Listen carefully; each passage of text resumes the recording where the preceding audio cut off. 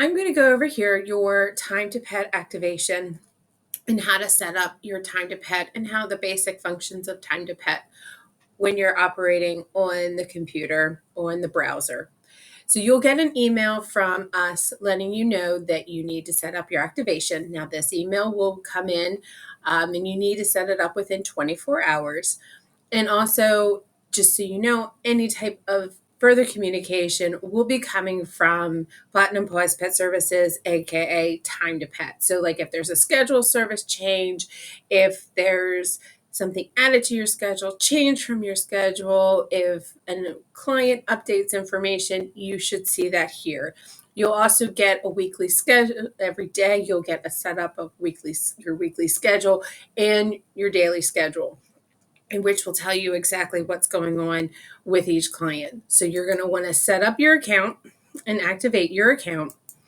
I suggest making your password something really easy to remember, because honestly, when you are out in the field, sometimes Time to Pet will log you out and you're going to want to remember what that password is to make it easier to log back in and complete your assignment. So when you log in for the first time, I will have everything set up in here, but I want you to go through everything and make sure that I have inputted everything correctly, especially your emergency contact. Make sure I know who the person is and your relationship with them, and a good contact emergency number for them. Again, just go through everything. I will make sure to add your hire date, the zip codes, and your public bio and your profile pic. And we do have the daily schedule sent to you every day. And then once you've made all your changes, make sure to click Save Changes. And then when you log in going forward, if you're needing to ever update your information, you just go down here to edit my information on the bottom of the menu bar. Or you can always go over to the right-hand corner over here on this drop-down arrow button. You can also edit your information there as well. So the home page will show you what your visits are and what your schedule is for the day, and if you have any overdue visits. Your clients, this will be for anyone who you have taken care of their clients, they're taking care of the visits, their dogs. And this is also where you will see communication between you and other sitters. So me and Chris, me and Karen, you'll have your name and Karen, or who for other employees. So you'll each have a direct link for each one. But when you click on the name, you'll see conversations back and forth, details about their information. And this is where you can also update the information as well. So if you go to a meet and greet, or if you've had you've been taking care of a client for a while, it's best to go back in here. If there's anything that's needing to be updated, put it in here as soon as you can so everyone has that information. This is the pet's information as well. If you need anything, this is the best way to really review anything for the clients before you go to a meet and greet. This is also in your phone, but sometimes it's just easier to read it on a browser. If there's any documentations, all that good stuff, you'll be able to see. Also, you can, take a look on the map. Click on this to look at the map to see what's going on. You can print out the pet confirmation information, but you really don't need to. That is all here in the system, and you'll have that information also with the app on your phone. So you will always have that information with you. Flags. This is also, sometimes you'll see a notification up here for a client and a flag. This is how you can clock in. I highly suggest not doing the Calendly integration. I have found that if a client changes, it won't reflect back onto your calendar. So this is where, if you're needing to clock in, if you're doing any extra work for me, just clock in. Just click the clock in, write what you're doing the work for, hit the clock in button, and then make sure to hit the clock out when you're finished doing the work.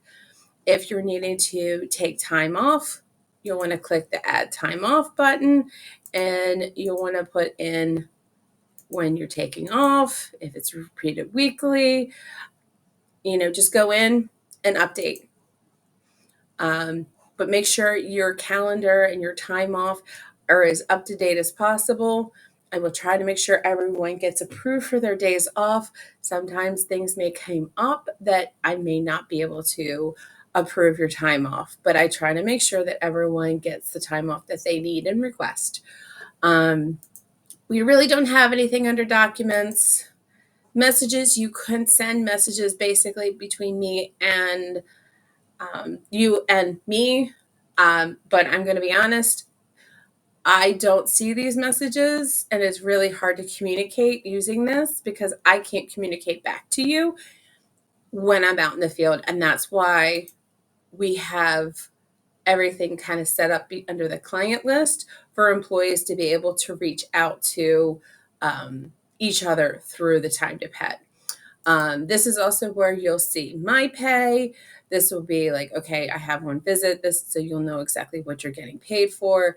This is where you'll see your pay stubs, any tips, what you get paid for each rate for each visit, so you know exactly what you're getting paid for.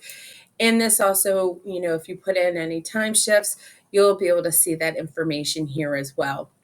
If you're having any questions about anything, you can always click. There's all these little help buttons all the way through that you can click and find out information, or you can always go to the knowledge base.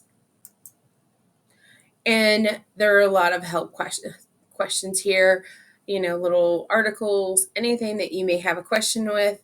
If you don't feel comfortable coming and asking me, or I may not know, you can always come here and look and see what they have. Also, if there's product updates, this is also a good place to kind of come in. They are frequently doing updates every month, trying to, make sure that they're continuing to give us the best product possible. So sometimes, you might want to kind of go back in and look at these and see what they've got going on. Great videos. And then, of course, if you have any questions, you can always reach out to them. This isn't going to go to me. This goes to Time to Pet, and they will be able to reach out to you and answer your question. So this is who you go to if you have questions that you don't come to me for, I don't have an answer for, you can go to them as well. So if you have any questions about anything, please let me know. But that is just a quick overview of Time to Pet.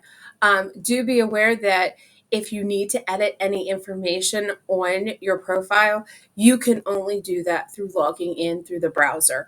All these other functions you are able to do within Time to Pet. Just the only thing, like through the app, edit my info is the only thing you really can't do. If you're needing for this to be updated and you don't have access to a browser, just email us and we can always update this information for you. Thank you for your time, and I hope this helps and explains a few things about Time to Pet.